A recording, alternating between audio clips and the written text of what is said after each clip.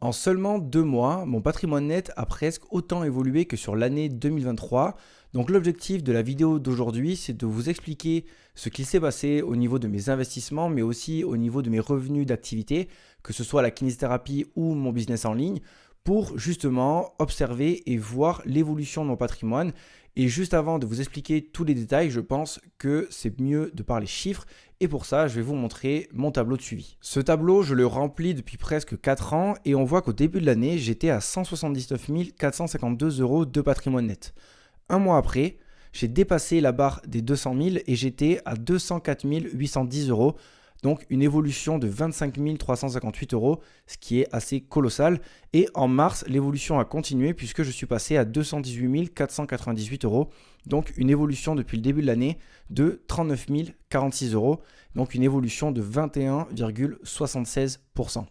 Mais ce qui est assez ouf, c'est que l'évolution a été assez folle sur ces 2 derniers mois et très importante par rapport à mes précédentes évolutions. Ce qu'on peut voir ici, c'est que j'ai démarré le 1er janvier 2021 avec 77 787 euros. J'ai évolué de 32 900 euros sur l'année 2022. Donc déjà, rien qu'en 2 mois, j'ai fait mieux que toute l'année 2022. En 2023, j'ai évolué de 23 362 euros. Donc là, j'ai quasiment évolué 2 fois plus en 2 mois que sur toute l'année 2023. Enfin, sur l'année 2022, pardon. Et début 2024, j'avais évolué de 45 403 euros, donc une évolution quasi similaire à celle que j'ai fait sur les 2 premiers mois de 2024, ce qui est assez ouf. Et le but de la vidéo, c'est justement de vous expliquer qu'est-ce qui s'est passé et pourquoi j'ai eu cette si belle évolution sur les 2 derniers mois. Entre nous, je suis ravi de cette évolution et encore plus content de vous partager mon parcours. Et cette vidéo rentre dans le cadre de mon challenge Road to 500K. J'ai déjà fait plusieurs épisodes sur cette série et aujourd'hui, on est au 5e épisode de cette série. C'est parti. Cette évolution de 39 000 euros au niveau de mon patrimoine net est principalement due à 2 axes principaux. Le premier axe, ce sont mes investissements, que ce soit mes investissements en bourse ou en immobilier. Et le deuxième axe, c'est les revenus de mon activité, donc de mon travail. Au niveau de mes investissements, on va parler dans un premier temps de mes investissements en bourse. Et là, il y a également 2 axes. Mes actions quality, donc je fais du stock picking où j'essaie de sélectionner les meilleures actions possibles. Et j'ai également un socle passif qui est composé d'ETF comme son nom l'indique, car le but c'est justement qu'il soit passif. Déjà, on va pas se le cacher, la performance de la bourse et des marchés boursiers est assez exceptionnelle depuis le début de l'année 2023 et début 2024 ne déroge pas à cette règle-là, en tout cas depuis début 2023, puisque en seulement 2 mois, la bourse, en tout cas mon portefeuille boursier a fait 8,21% de performance. Donc déjà, c'est assez énorme. Et 8,21% de performance sur la totalité de mon portefeuille, ça fait une évolution de 5 581 euros. Donc forcément, ça propulse mon patrimoine vers le haut. Si on dézoome un peu et qu'on regarde l'évolution de la globalité de mon portefeuille depuis que j'ai démarré, c'est-à-dire le 5 septembre 2020, on voit que j'ai eu toute une période où c'était un petit peu en dessous de mon indice de référence, qui est le MSCI ACWI, un indice qui regroupe à la fois les pays développés et à la fois les pays émergents. Et depuis, on va dire, mi-2022 ici, on voit que j'ai tendance à surperformer le marché puisque j'ai sélectionné les meilleures actions, en tout cas celles qui me semblent les meilleures, et j'ai vendu les actions qui étaient de moins bonne qualité. Donc j'ai vraiment ce travail sur 2 axes, mon socle passif qui représente le marché dans sa globalité avec les ETF et une sélection d'actions qui me semblent les meilleures pour former un portefeuille qui semble avoir une bonne performance pour le moment. À voir dans le futur, j'ai pas de boule de cristal, mais ça semble plutôt bien se passer. Au niveau de mes différents titres, ce qui est assez impressionnant, c'est la performance depuis que j'ai démarré. J'ai des actions qui ont fait 203% pour Carlyle, ce qui est énorme. On a 108% pour Applied Materials, 90% pour Merck, 63% pour Meta, 55% pour Taiwan Semiconductor. Donc on voit que j'ai quand même de très belles performances et ce sont pour la plupart des entreprises que je détiens depuis très longtemps. Si on regarde maintenant la performance depuis le début de l'année, j'ai juste à sélectionner 2024 ici. Et ce qu'on peut voir, c'est qu'il y a des performances qui sont assez folles avec en tête de liste Meta qui a déjà fait 45% depuis le début de l'année. On a Applied Materials quasiment 33%, 32% pour Taiwan Semiconductor, Amazon 20%, Merck 20%. Donc on voit que depuis le début de l'année, on a quand même des entreprises qui pèsent assez lourd dans mon portefeuille, qui performent très bien, qui tirent mon portefeuille vers le haut et donc qui tirent mon patrimoine net vers le haut également. Clairement, cette performance exceptionnelle de la bourse m'aide beaucoup pour augmenter mon patrimoine net, mais il faut être humble et il faut aussi avoir les pieds sur terre. La bourse ne va pas monter éternellement, il va y avoir des phases où ça va être un petit peu plus compliqué. Donc, il faut anticiper aussi que la plus-value latente que j'ai actuellement sera peut-être inférieure dans quelques mois. C'est impossible de prédire les choses. Par contre, je peux essayer de sélectionner les meilleurs titres possibles et c'est ça qui est en mon contrôle, pas l'évolution du marché dans sa globalité. Et pour ça, ce que je fais, c'est que je suis en train de revoir toutes mes actions avec un fichier Notion que je partage aux membres SPAC, les membres de mon programme, qui me permet de scanner et de sélectionner les meilleures entreprises possibles. Ici, on voit que Applied Materials, qui a fait une très bonne performance depuis le début de l'année et depuis que je l'ai dans le portefeuille, a 5 étoiles au niveau de ses ratios financiers, au niveau de la note quantitative. Et BlackRock a uniquement 3 étoiles. Donc, peut-être qu'il va falloir que j'analyse BlackRock plus en détail pour savoir si je vends cette entreprise ou si je la conserve. Donc, au final, au niveau de mes placements boursiers, que ce soit ETF ou actions, je suis à environ plus 5 755 €, ce qui est une très belle évolution depuis le début de l'année. Et j'ai également des investissements immobiliers. Donc j'en ai deux, j'ai un local commercial et sur ce local commercial, j'ai un crédit d'environ 500 €, ce qui me permet d'amortir 422 € de capital. Et à côté de ça, j'ai un loyer de 472 € qui m'est versé directement. Donc le loyer plus le capital amorti, ça me fait un gain mensuel de 894 €. De l'autre côté, j'ai également un appartement en location. Je l'avais en location courte durée jusqu'ici, mais j'ai décidé de changer pour loger une amie à moi qui aujourd'hui me verse un loyer de 750 € pour cet appartement. Et j'ai un crédit de 500 € à peu près, ce qui me permet d'amortir 434 € de capital. Et donc, tous les mois, j'ai un gain mensuel de 1184 €. Donc, mes deux biens immobiliers cumulés me permettent de gagner au niveau de mon patrimoine net 2078 € par mois, ce qui fait 4156 € depuis le début de l'année. Donc évidemment, tous ces chiffres sont à prendre avec des pincettes puisque ce sont des chiffres nets d'impôts, mais j'ai bien évidemment une imposition à terme sur ces revenus fonciers.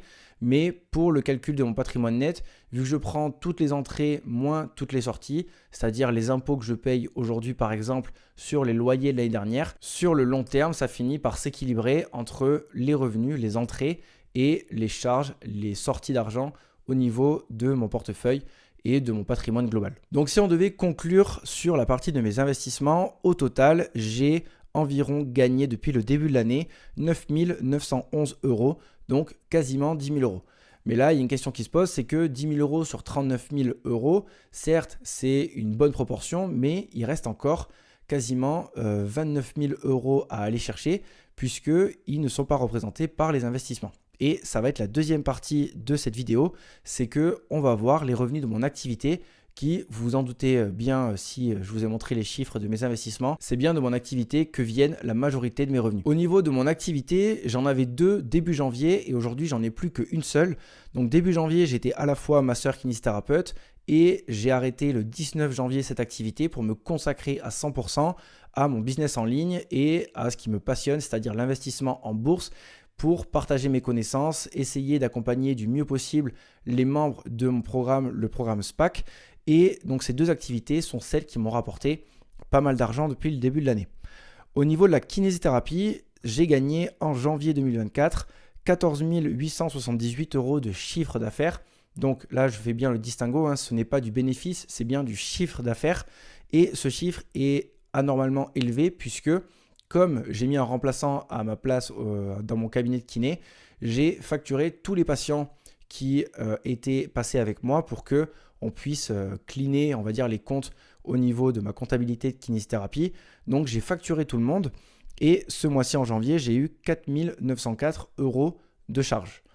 En février, forcément, vu que je ne travaille plus, les revenus ont largement diminué. J'ai uniquement la rétrocession de mon remplaçant, ce qui me permet de payer mes charges derrière. Et ce qu'on voit, c'est que j'ai rentré 1547 € et j'ai eu 3685 € de charges. Donc aujourd'hui, en ayant stoppé cette activité, j'ai plus de charges que de revenus. Mais si on fait le total depuis le début de l'année, j'ai gagné 14 878 plus 1547 moins 4 904 moins 3 685, ce qui fait un revenu net de charge de 7 836 euros. Donc 7 836 plus quasiment 10 000 d'investissement, on atterrit à quasiment 18 000. Il manque encore une sacrée somme pour arriver à l'évolution globale de mon patrimoine net. Et donc, on fait la transition directement vers les revenus de mon business en ligne. Et c'est là que ça a explosé depuis que j'ai lancé le nouveau programme qui est beaucoup plus complet que ce que j'ai pu faire au préalable avec le Starter Pack qui était mon précédent programme. Aujourd'hui, le programme SPAC, c'est un programme qui est beaucoup plus complet avec 9 modules de formation, quasiment une centaine de vidéos, avec une communauté intégrée, avec toutes les analyses que je peux mettre à disposition comme je vous ai montré sur le Notion tout à l'heure, avec des lives hebdomadaires, des interventions d'experts, etc., etc. Donc, j'ai essayé vraiment de mettre 200% de tout ce que je sais et de tout mon réseau et de toutes mes compétences dans ce programme. Et ça a beaucoup plu à ma communauté. Donc déjà, je vous remercie énormément parce que c'est beaucoup de travail, mais c'est également une résultante qui est très plaisante au niveau financier puisque en janvier 2024, j'ai encaissé 18 843 euros sur ma société. Donc c'est du chiffre d'affaires et ce n'est pas du bénéfice, toujours pareil. Et j'ai eu 3 913 euros de charges. Donc on voit qu'ici, j'ai quasiment eu 15 000 euros après mes charges auquel il faudra ajouter évidemment l'impôt sur les sociétés et les charges sociales si je veux me payer puisque actuellement, je ne me paye pas du tout avec cette activité.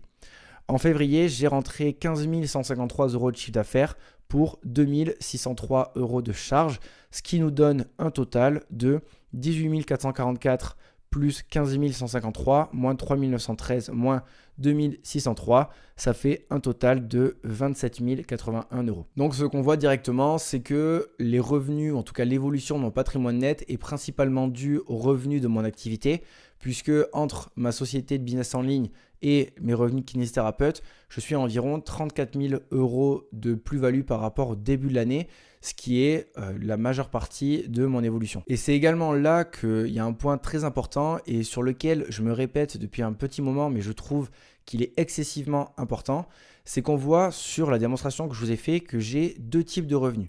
J'ai les revenus de mes investissements, donc mes revenus du capital et mes revenus de l'activité. Ce qu'on voit, c'est que l'augmentation de mes revenus sur ces 2 derniers mois est principalement due aux revenus de mon activité. C'est mon travail qui me permet d'augmenter mes revenus. Et avec cette augmentation de revenus, à terme, je vais pouvoir plus investir et avoir plus de revenus du capital avec des plus-values ou des dividendes par exemple. Mais il ne faut pas se tromper de combat puisque, à mon avis, l'investissement est certes quelque chose qui va nous permettre de faire fructifier notre épargne et notre argent, mais c'est pas ça qui va nous rendre riches entre guillemets. Je n'aime pas forcément ce mot, genre la richesse c'est très subjectif, mais c'est pas ça qui va nous permettre de passer de 10 000 à 200 000 en 10 ans par exemple. Ça va être très compliqué.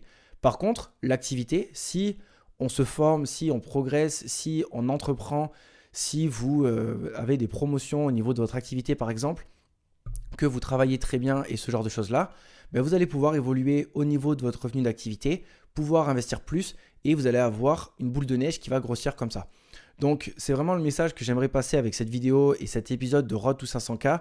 Certes, les chiffres aujourd'hui sont très gros, mais ça fait 2 ans que je travaille à la fois sur mon business en ligne et à la fois en tant que kinésithérapeute. Je ne comptais pas mes heures, je faisais entre 70 et 80 heures par semaine parfois. Je bossais les week-ends. Et aujourd'hui, j'ai pu arrêter mon activité de kinésithérapeute pour me consacrer à mon business en ligne qui aujourd'hui me permet d'avoir des revenus qui sont vraiment très élevés et qui va me permettre de vivre aujourd'hui et d'investir, etc. Mais c'est bien mon activité et l'augmentation de mes revenus qui va me permettre d'aller chercher plus, d'investir plus et d'avoir plus de revenus et plus de performances à l'avenir. Voilà, sur ce petit monologue, je vous laisse avec l'épisode 4 de Road to 500K. C'était la dernière vidéo de cette série. Si vous voulez voir mon évolution précédente et remonter un petit peu les choses. Et moi, je vous dis à très vite. C'était Clément. Ciao.